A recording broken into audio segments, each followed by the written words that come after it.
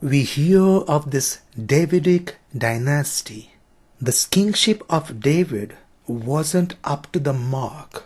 And maybe after David, it was getting bad to worse. People were in exile, as captives in foreign land, like slaves in the wilderness. And maybe this Davidic dynasty was almost felt like coming to an end. There wasn't not much left. Not lots of goodness left, with some of the worst kings following King David. And prophets continued to prophesy that this Davidic dynasty, that this Davidic family is going to give rise to something immensely great.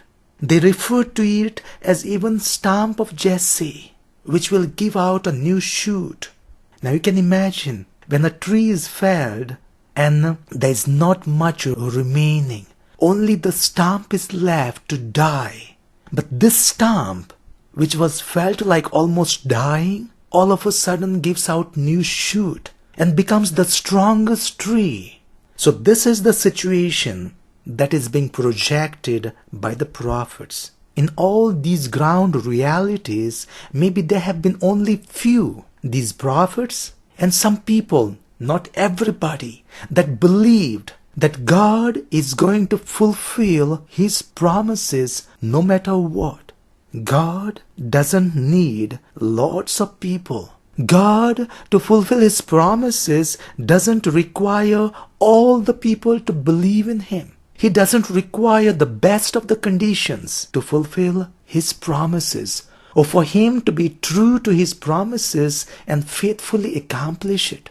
Despite the number of people, despite the conditions of the ground reality, God can still fulfill the promises.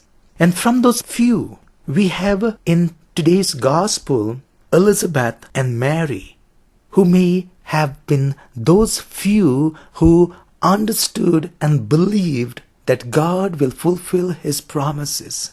When Mary visits Elizabeth, Elizabeth calls Mary blessed for believing that there will be fulfillment of the promises God made to her, that what was spoken to her will be fulfilled.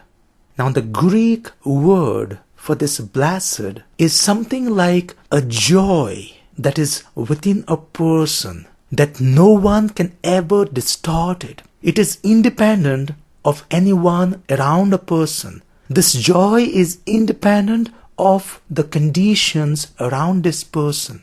So no matter what people live around, what the conditions are around, the joy felt by the person remains untouched. And this is somewhat is seen in the life of Mary, in the life of Elizabeth, in the life of those who believed, that they believed and nothing could ever touch them. No people, no situation, no odd conditions could ever deter them. And even in those circumstances, you see these ladies, Elizabeth and Mary, staying true and believing what God promises to them. Elizabeth, though quite old, believes that she's going to give birth to John, who will be forerunner to Jesus.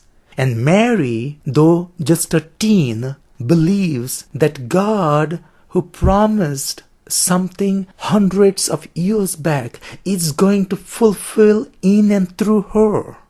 How much do you believe in what God have spoken to you? Maybe in those silent inspirations. Are you among those few who stay true to God's promises? And when we truly believe, a hope arises. A hope increases.